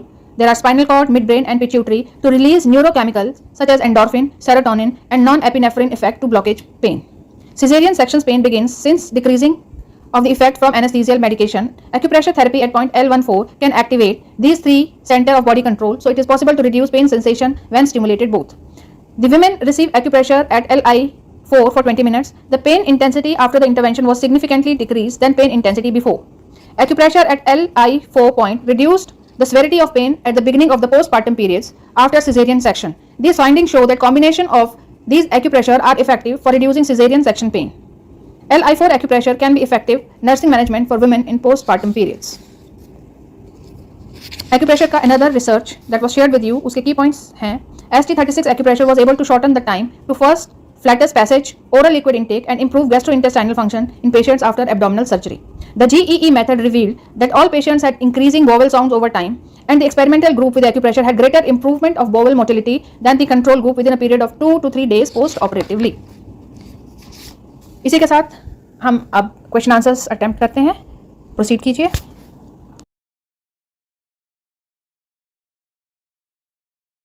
Eight, 7, 6, 5, 4, 3, 2, 1. 8, 7, 6, 5, 4, 3, 2, 1. 8, 7, 6, 5, 4, 3, 2, 1. 8, 7, 6, 5, 4, 3, 2, 1. 8, 7, 6, 5, 4, 3, 2, 1. 8, 7, 6, 5, 4, 3, 2, 1. 8, 7, 6, 5, 4, 3, 2, 1. 8, 7, 6, 5, 4, 3, 2, 1. 8, 7, 6, 5, 4, 3, 2, 1. तो आगे बढ़ते हैं अगले इंटरवेंशन पे. Asthma attack. अस्थमा अटैक के सिम्टम्स क्या है पहले समझना पड़ेगा. शॉर्टनेस ऑफ ब्रेथ, मतलब सांस लेने में तकलीफ हो रही है, गहरी सांस लेने में तकलीफ हो रही है. साथ में परसिस्टेंट कफिंग, कफ लगातार बन रहा है, कफ लगातार कर रहे हैं. दूसरा, तीसरा स्किन का ब्लूइश हो जाना, that can be the third one. चौथा, थोड़ा डिजी फील करना. तो ये सारे क्लासिक सिम्टम्स हैं जो अस्थमा के सिम्टम बताते हैं. जिनके पास तो पंप है वो तो पंप यूज़ कर लेंगे, जो पंप यूज़ करते आए हैं, और इमीडिएटली उनको रिलीफ मिल जाएगा. लेकिन जिनके पास पंप यूज़ नहीं करते हैं या पंप यूज़ किया नहीं कभी, और उनको अगर अस्थमेटिक अटैक आ जाए किसी एलर्जी की वजह से, किसी XYZ अननोन रीजन से, तो उनको उसी वक्त रिलीफ देने के लिए आपके पास ये रैपिड एक्शन किट काम आ सकता है. यहाँ पे एक इंपॉर्टेंट जो इंग्रेडिएंट है that is Bhimseni kapur camphor. ये कैम्फर का एक छोटा सा शीशी आप बना लीजिए और इसमें ऊपर कैम्फर लिख दीजिए ताकि आप कंफ्यूज ना करें. और इसको खोलेंगे तो ये कैम्फर की खुशबू इसमें पाउडर फॉर्म में है, वो नाक के सामने जैसी आप लेंगे तो ये जो कैम्फर जो है ये नॉन टॉक्सिक है, ये सेफ है, नंबर 1. एंड नंबर 2, इसके अंदर potent bronchodilating stimulating effect है. और तीसरा, ये एंटी इन्फ्लेमेटरी है, जो एयरवे इन्फ्लेमेशन है उसको रिड्यूस करने में ये मदद कर सकती है. ये सिर्फ सांसों के थ्रू, इसको लगाना नहीं है, सिर्फ सूंघना है. तो यानी कि जो पेशेंट है, जो विक्टिम है, उनको ये सूंघने देना है. That is the first step. ये लगातार सूंघे फॉर फ्यू मिनट्स या अबाउट 10 मिनट्स, जिससे रिलीफ मिल जाएगा, होपफुली रिलीफ मिल जाएगा. तो इसके पीछे के जो सारे मैकेनिज्म है, रिलीफ क्यों मिलता है, वो सब अगर आपको जानना है तो ये रिसर्च पेपर है. ये research paper I will try to send you through WhatsApp group. अगर आप जो स्क्रीन पे दिए हुए नंबर में आप हेलो लिख के आई विल सेंड यू, तो ये आप पढ़ सकते हैं. तो this simple looking thing can help a person to breathe better, right. उसके अस्थमा अटैक को हॉल्ट करने का पहला स्टेप ये इसका यूज़ करना, that becomes the first step. And second step is again the pressure points. इसमें जो महत्वपूर्ण प्रेशर पॉइंट्स हैं जो काम आएंगे, that is again 2 pressure points, that is this and the third pressure point is this P6 point. ये तीनों point से आप वाकिफ हैं और तीनों पॉइंट को कैसे यूज़ करना अब तक आपको समझ आ गया होगा, इसलिए रिपीट करने की आवश्यकता नहीं है. तो तीनों पॉइंट्स को, एक्यूप्रेशर पॉइंट्स को स्टिमुलेट करने के बाद तीनों पॉइंट्स पर ही आपने इस तरह का जो पेपर टेप से आपने और मेथी दाना सीड से उसको टेपिंग कर दिया और साथ में इंस्ट्रक्शन दे दिया कि अगर दोबारा सिम्टम आते हैं तो दोबारा से पेशेंट खुद ब खुद ये कर सकता है या किसी की मदद से ये कर सकता है. सो भीमसेनी कपूर यानी कि camphor and this pressure point, ये दोनों मिला के it can help a person to come out of the situation of asthma attack. और कैसे पता चलेगा वो ठीक हो गया या ठीक हो रहा है? जाहिर सी बात है, उसके जो ऑनगोइंग सिम्टम्स थे, वो सिम्टम में जब आराम मिलेगा तो समझ लीजिए कि वो ठीक ही हो रहा है, तभी आराम मिल रहा है, राइट. अस्थमा अटैक के लिए कैम्फर के यूसेज के अगेंस्ट जो रिसर्च रेफरेंसेस दिए गए थे उसके की पॉइंट्स इस तरह से हैं. There are many pharmaceutical applications for camphor such as asthma, topical analgesic, antiseptic, antispasmodic, antipruritic, anti-inflammatory, anti-infective, rubefacient, contraceptive, mild expectorant, nasal decongestant, cough suppressant and etc. Camphor oil when applied on the skin produces a feeling of coolness which is related to the stimulation of nerve endings sensitive to cold. Camphor activates some of the TRP channels like TRPV1, TRPV3, TRPM8 and inhibits TRPA1, causing the warm sensation, excitation and desensitization of sensory nerves, relieving the pain, itch and irritation in applied area. Camphor possessed some immune stimulatory characteristics with potent bronchodilator and anti-inflammatory properties, and this was clearly indicated by the ability of the mixture to effectively reduce two main components of the asthma disease, that is bronchial hyperresponsiveness and airways inflammation. Asthma attack के acupressure के जो research references थे उसके key points इस तरह से हैं. Acupuncture activates myelinated neural fibers that stimulate, among others, the hypothalamus and pituitary gland. This activation releases beta endorphins from the hypothalamus into the spinal fluid and brain and from the pituitary into the bloodstream. First, the analgesic effect of beta endorphins in itself facilitate respiratory function in patients, improve the effectiveness of breathing movements, and translate into greater tidal volumes. Second, the tissue and muscle relaxant effect of beta endorphins reduce shallow breathing, enable deeper breathing movements, and thus result in greater tidal volumes. Both may explain why most respiratory patients feel calm, warm, and relaxed during and after acupressure treatments, and why most patients with COPD report relief from dyspnea following acupressure. तो आइए अब इससे related test attempt करते हैं. Attempt कीजिए.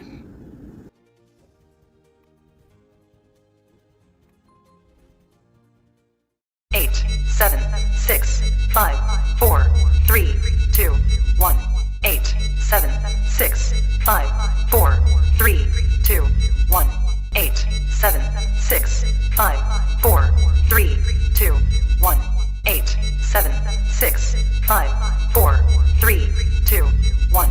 सो अब आते हैं लास्ट वाले पॉइंट में, that is high blood pressure. High blood pressure एक कॉमन फिनोमिना होता चला गया जा रहा है. 40 साल से ऊपर के लोगों में हाई ब्लड प्रेशर बहुत ही कॉमनली देखा जा रहा है, और इसमें आप डिपेंड रहते हैं ड्रग्स पे, मेडिकेशंस पे.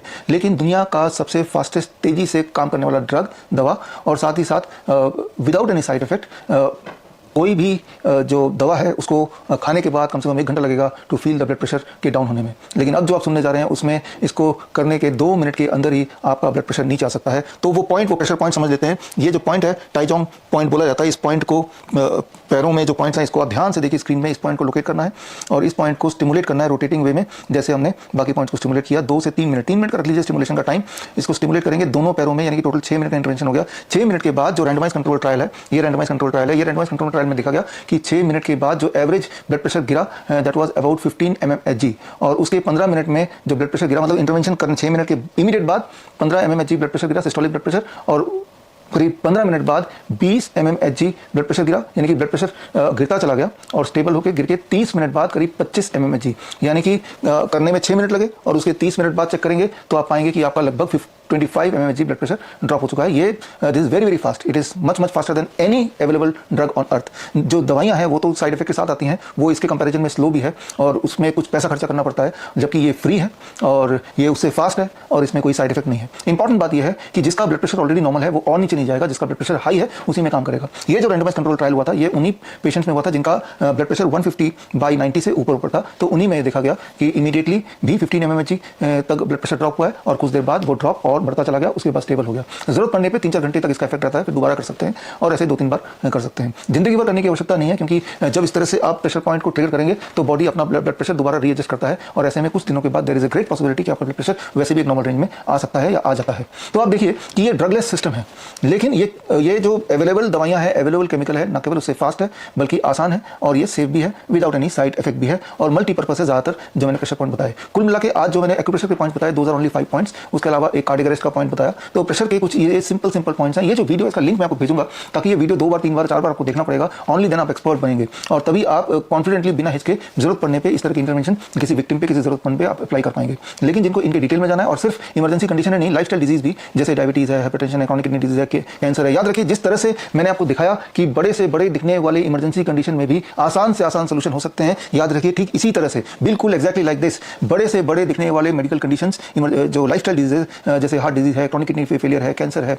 ये सारे लगते हैं कि बहुत बड़े भयानक बीमारी है. इसके लिए बड़े हॉस्पिटल की जरूरत है, कोई इंजेक्शन की जरूरत है, सर्जरी की जरूरत है, डायलिसिस मशीन की जरूरत है, वेंटिलेटर की जरूरत है, ऑक्सीजन सिलेंडर की जरूरत है. जबकि सच्चाई ये है कि नेचर में ऐसी चीजें मौजूद हैं जिसके माध्यम से आप ये बड़े दिखने वाले दिक्कतों को घर बैठे ही आसानी से, फास्टेस्ट, सेफेस्ट तरीके से ठीक कर सकते हैं, वो भी बहुत थोड़े से पैसे से, by using food as medicine, by using pressure as medicine. और ऐसा हम अपने हिम्स हॉस्पिटल में पिछले 2-2.5 साल से कर ही रहे हैं. और अगर आपको सक्सेस स्टोरीज देखनी है हिम्स हॉस्पिटल की, कि हमारे पेशेंट्स और ऐसे भी पेशेंट्स हैं जिन्होंने, जो हमारे हॉस्पिटल नहीं आए, सिर्फ हमारे यूट्यूब चैनल देखा और वीडियोस देखे और उससे इंस्पिरेशन लेके वो करने लगे और उसी से ठीक हो गए. For example DIP diet, I am sure आप में से बहुत लोगों ने ऑलरेडी DIP डाइट सुना होगा, जो कि आज से 12 साल पहले, 14 साल पहले मैंने इसको डिजाइन किया था और क्लिनिकली ये प्रूवन है बहुत सारी बीमारियों में. तो चाहे वो डायबिटीज हो, हाइपरटेंशन हो, हार्ट डिजीज हो, मोटापा हो, क्रॉनिक किडनी फेलियर हो, कैंसर हो, इन सब में साइंटिफिकली प्रूवन है कि ये DIP डाइट काम करता है. तो DIP डाइट जिनको नहीं पता, आप गूगल में सर्च करेंगे तो आपको DIP डाइट मिल जाएगा. तो यहाँ पे बेसिक मकसद बड़ा क्लियर है कि बिना हमारे हेल्प के, बिना हमारे सपोर्ट के, बिना किसी प्रोफेशनल सपोर्ट के आप खुद ही इतने मेडिकली लिटरेट हों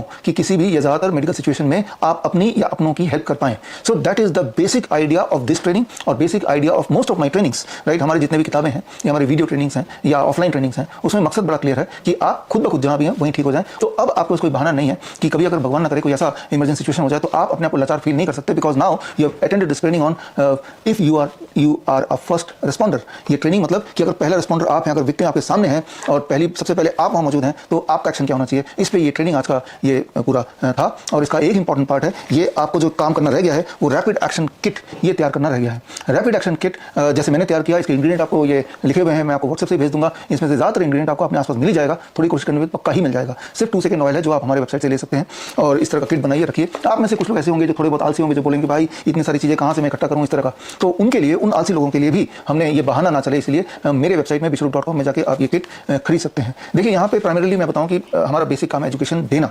we are not a retail people कि रिटेल में हम बेचने में, that is not our basic job, वो हमारा बेसिक बिजनेस नहीं है. इसीलिए लेकिन फिर भी आपके काम को आसान करने के लिए हमने इस तरह का किट को ऑनलाइन भी डायरेक्टली मिल जाए, सारा सामान एक साथ मिल जाए, तो हमने ये प्रावधान किया है. आप में से जो लोग एंटरप्रेन्योर माइंडसेट के लोग हैं तो उनके लिए एक अच्छा मौका है. आप ये समझ गए होंगे कि ये छोटा सा, बहुत ही छोटा सा किट कितना पावरफुल टूल हो सकता है, किसी की जान बचा सकता है. तो अगर आप चाहें तो इस तरह का किट आप ना केवल अपने लिए बना सकते हैं, अगर आप चाहें अपने नाम से आप इस तरह का किट बना के आप इसको ऑनलाइन ऑफलाइन जहां भी चाहें, जिस तरह से चाहें यूज कर सकते हैं, बेच सकते हैं उससे. एंड इससे बाकी सबको ही फायदा होगा, क्योंकि बहुत लोग ऐसे हैं जो ये ट्रेनिंग तो ले लेंगे फिर भी 1 घंटा 2 घंटा लगा के, लेकिन जब बारी आएगी सामान को इकट्ठा करने का तो तब आलस कर जाएंगे और आलस कर जाएंगे तो इस ट्रेनिंग का फायदा उनको पूरा नहीं मिल पाएगा.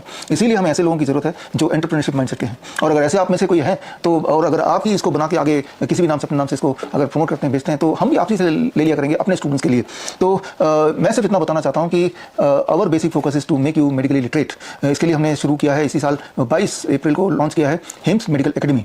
हिम्स मेडिकल एकेडमी का कैंपस पुणे में है और बेसिक मकसद है अच्छे डॉक्टर प्रोड्यूस करना. अभी जो डॉक्टर्स हैं, एलोपैथिक डॉक्टर्स बोल लो ज़्यादातर, तो वो जो प्रोटोकॉल करते हैं, जो उन्होंने अपने कॉलेज में सीखा है, वो ड्रग बेस्ड प्रोटोकॉल है, फार्मास्यूटिकल लॉबी बेस्ड प्रोटोकॉल है और एविडेंस बेस्ड नहीं है. इंपॉर्टेंट है एविडेंस बेस्ड. मैंने आज आपको जितनी सारी बातें बताई हैं उन सबके क्लिनिकल ट्रायल के एविडेंस साथ में रखें. लेकिन इंपॉर्टेंट बात, जब डायबिटीज़ का डॉक्टर आपको डायबिटीज़ की दवा देता है, बीपी की डॉक्टर आपको बीपी का दवाई देता है, तो क्या वो एविडेंस बेस्ड आपको क्लिनिकल ट्रायल का रिपोर्ट दे सकता है या आप मांग सकते हैं जिसमें यह साबित हो कि जिन लोगों ने दवाइयां ली उनका क्वालिटी ऑफ लाइफ या फिर उनका लाइफ स्पैन बढ़ गया हो इन कंपैरिजन टू जिन्होंने उसी सिचुएशन में दवाई नहीं ली? ऐसा क्या कोई रिपोर्ट है दुनिया में? अनफॉर्चुनेटली ऐसा नहीं है. तो जिसे आप एविडेंस बेस समझते हैं, एलोपैथी को, मॉडर्न मेडिसिन को, उनका अगर एविडेंस बेस को जाकर चेक करेंगे तो धरातल पे उनको जो एविडेंस अभी तक है वो एविडेंस यही बताते हैं कि drugs causes more problem than the real problem जिसकी वजह से वो दवाई ले रहा था. ये आज का सत्य है. इसीलिए हमें एक ऐसा रास्ता ढूंढना पड़ेगा जो सेफ हो, फास्टेस्ट होने के साथ साथ सेफेस्ट भी हो. और उसका एक आपको नमूना आज मैंने कुछ उदाहरण के साथ, एविडेंस के साथ दे दिया और ये सारे हमने ट्राई किए हुए हैं, हम इसको यूज़ करते हैं, इसीलिए ये आप तक पहुंचा रहे हैं. तो खैर, जिनको ये किट खरीदना है वो स्क्रीन पे दिए हुए लिंक में जाकर खरीद सकते हैं. जिनको ये किट घर पे बनाना है, जो कि मैं चाहूँगा कि आप सभी घर पे बनाएं, मुश्किल नहीं है, तो वो इसी वीडियो का लिंक मैं भेज दूंगा. ये वीडियो एक दो बार और देखिए, इसमें इंग्रेडिएंट सारे दिए हुए हैं, वो इकट्ठा कीजिए. Most of the ingredient I am sure you will be able to collect. और क्यों ना एक ऐसा मुहिम बनाइए कि ये ट्रेनिंग जो आपने मुझसे लिया है, इसी ट्रेनिंग को 2-4 बार देखेंगे तो आप खुद भी मास्टर बन जाएंगे. फिर ये ट्रेनिंग आप स्कूल्स में, कॉलेज में, अपने कॉर्पोरेट में, आप एटलीस्ट अपने ऑफिस में, अपने मोहल्ले में ये ट्रेनिंग दीजिए, ताकि भगवान न करे ऐसा सिचुएशन किसी के साथ भी आ जाए, जो कि आ ही रहा है, जो आप आज का माहौल देख रहे हैं, खासतौर पर 2 खुराक कोविड वैक्सीन के लगाने के बाद.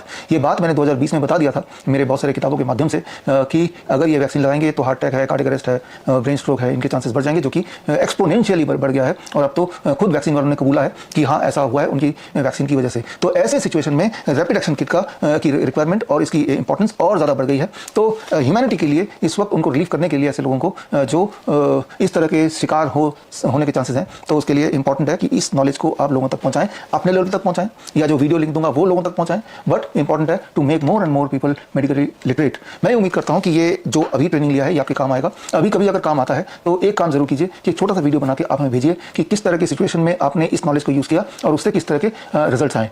तो वो वीडियो जब आप भेजेंगे तो वो हमारे लिए मोटिवेशन होगा इस काम को आगे बढ़ाने का, वही हमारी फीस हम मान लेंगे. तो आज हम ऑनलाइन जुड़े हैं और मैं उम्मीद करता हूँ कभी ना कभी हम इन पर्सन भी रूबरू होंगे. All the best. Thank you. जय हिंद. हाई ब्लड प्रेशर के लिए एक्यूप्रेशर टेक्निक के रिसर्च रेफरेंसेस जो आपके साथ शेयर किए गए थे उसके की पॉइंट्स इस तरह से हैं. Mean systolic and diastolic BP in the experimental group with acupressure applied decreased at 0, 15 and 30 minutes after acupressure. No significant changes occurred in the control group. There was a significant difference in systolic and diastolic BP between the experimental and control groups immediately and 15 and 30 minutes after acupressure. आइए अब attempt करते हैं इस technique पे based question answers.